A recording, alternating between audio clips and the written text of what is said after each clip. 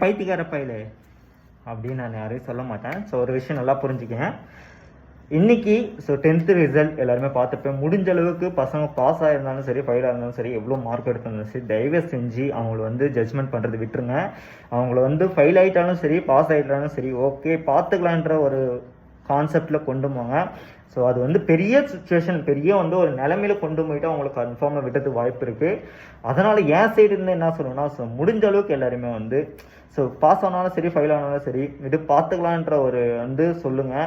அவங்கள போய் திட்டுறதோ, அடிக்கிறதோ, அவங்க இலக்காரமாக பேசுகிறதோ தயவு செஞ்சு வேண்டாம். இது இல்லைன்னா நான் இன்னொன்று பார்த்துக்கலாம் அப்படின்ற ஒரு சுச்சுவேஷன் அதை சொல்லுங்கள். முடிஞ்ச அளவுக்கு நான் அதை தான் சொல்லுவேன். ஸோ ஃப்ரெண்ட்ஸ் அண்ட் ஃபேமிலிக்கு okay, all the best, congratulation. எல்லோரும் நல்லா மதிப்பெண் எடுத்துருக்கணும். ஸோ நான் எல்லோரும் பாஸ் ஆகிருக்கணும் ஒரு வேண்டிக்கிறேன் நான்.